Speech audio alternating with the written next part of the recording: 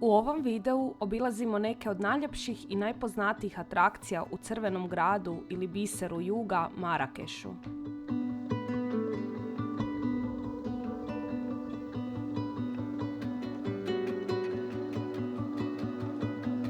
Prva znamenitost koju posjećujemo je palača El Badi, odnosno veličanstvena palača koja se danas sastoji od ruševina nekad velebnog zdanja.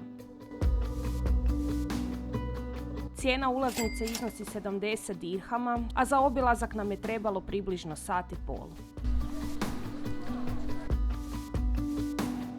Naziv El Badi je jedno od 99 Allahovih imena u islamu. Palača je sagrađena za vrijeme sultana Ahmeda al-Mansura u drugoj polovici 16. stoljeća, a gradila se 25 godina.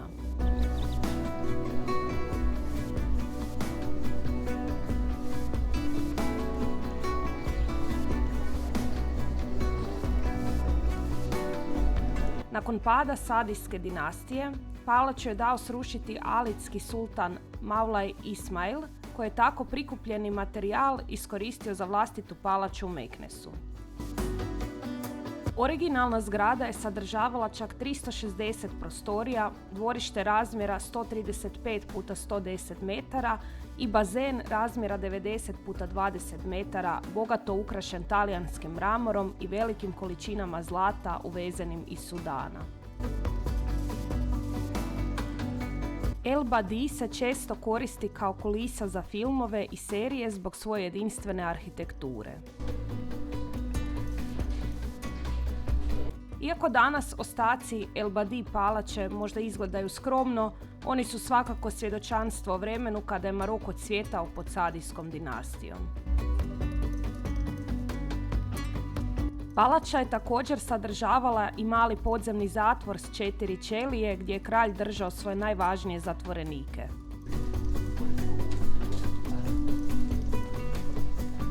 Pored očuvanih ostataka palače, tu su i fascinantne izložbe i muzeji u kojima možete saznati nešto više o povijesti Maroka i dinastiji Sadi.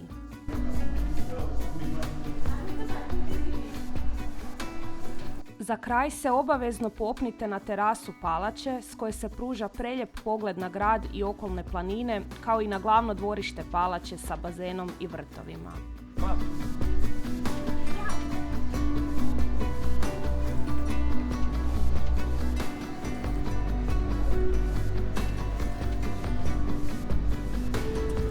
Sultan Ahmed al-Mansur bio je suvremenik i saveznik engleske kraljice Elizabete I i jedan od najmoćnijih i najbogatijih sultana. Smatrali su ga velikim diplomatom, graditeljem, osvajačem i zaštitnikom umjetnosti. Potječe iz dinastije Sadi, čije se grobnice nalaze nedaleko od same palače.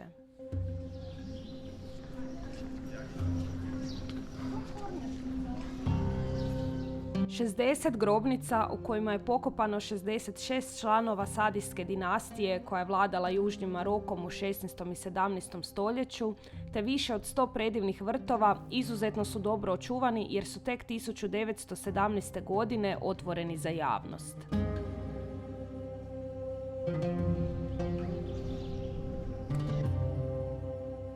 U Sadijske grobnice se ulazi kroz prolazi između turističkih štandova. Cijena ulaznice je također 70 dirhama, a za obilazak je dovoljno 15 minuta.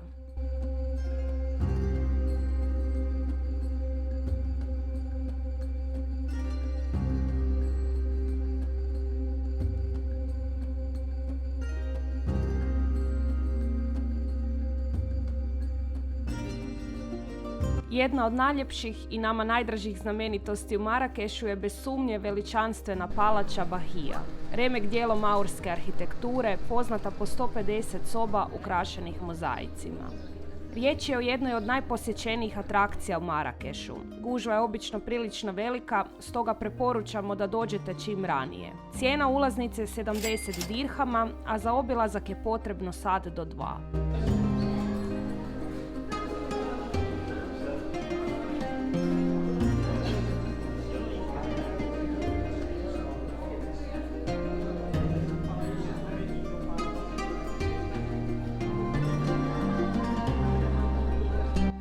palača datira iz kasnog 19. stoljeća te kombinira andaluzijsku i maursku arhitekturu.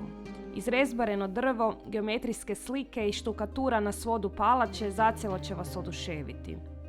Pri posjetu obilazite bezbroj prostorija i dvorišta. Raj je to za sve ljubitelje marokanske arhitekture.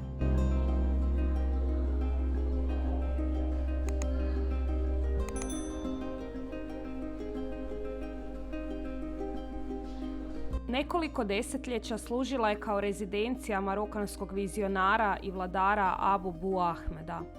Predivna palača je bila primarno izgrađena za njegove mnogobrojne žene i konkubine, a najveća soba je za njegovu omiljenu i ujedno najljepšu konkubinu, po kojoj je palača i dobila ime. Bahija znači lijepa.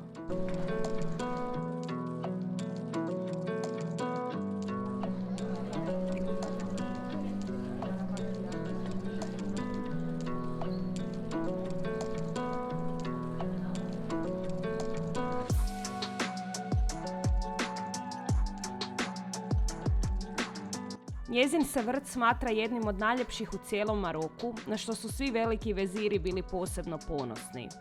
Zanimljivo je i da su ovdje snimljeni dijelovi filma Čovjek koji je previše znao.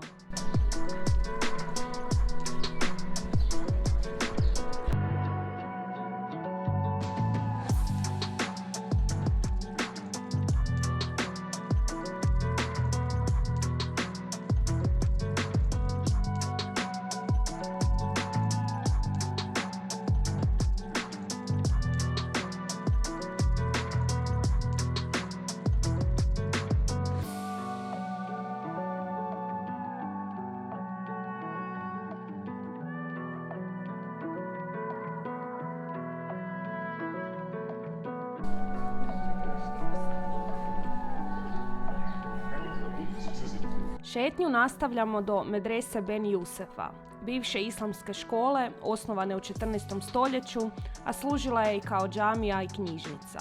Danas je namijenjena za turističke posjete.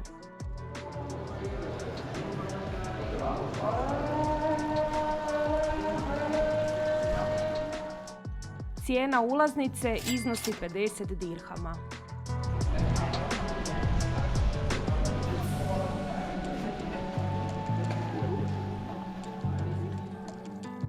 Preporučamo da zavirite i u studentske spavaonice kako biste dobili dojam u kakvim su se uvjetima školovali.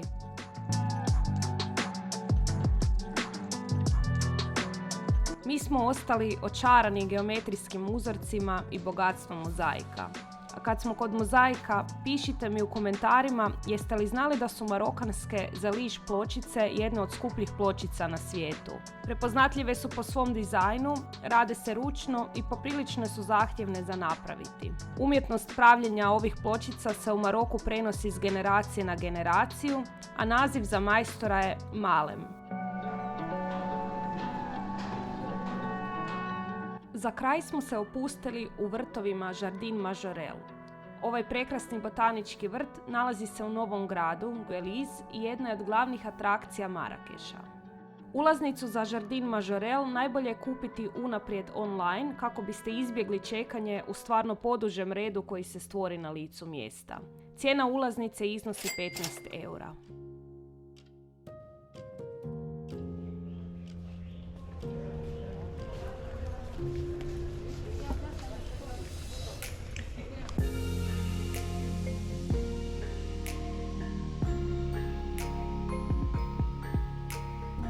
Zamišljen od strane francuskog slikara Jacquesa Majorella, koji je zemljište kupio 1923. godine kako bi se posvetio svojoj strasti botanici, vrt je zapadnoj javnosti postao poznat i zanimljiv nakon što ga je kupio Yves Saint Laurent i koristio kao svojevrsni retreat.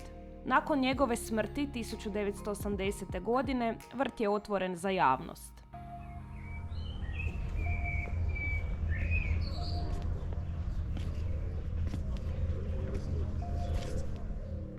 Prepun raznih egzotičnih biljnih vrsta, od kojih pažnju najviše privlače palme i stvarno čudesni kaktusi, ovaj vrt je idealno mjesto za bijeg od žamora i kaosa Marakeša.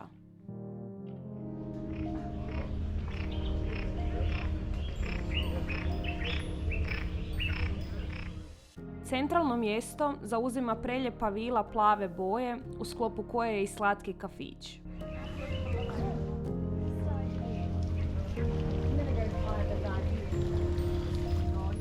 Intenzivna plava boja pojavljuje se unutar cijelog vrta, a tu boju je Jacques Majorelle zamislio kao posvetu Maroku i Berberima. Sama nijansa je čak postala i zaštićeni trademark naziva Majorelle Blue.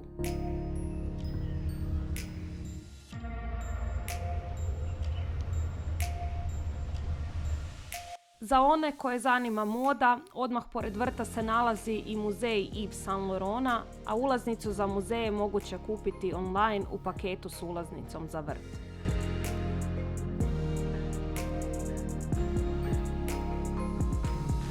Pišite mi u komentarima koja vam se atrakcija najviše svidjela, a ako ste bili u Marakešu, koju biste još znamenitost dodali na popis. Ako vam se svidio video, ne zaboravite nas podržati lajkom i pretplatom na kanal, a mi vas u sljedećem videu vodimo na poznate marokanske slapove. Pusa bok! Vid naranče jebote. I rode.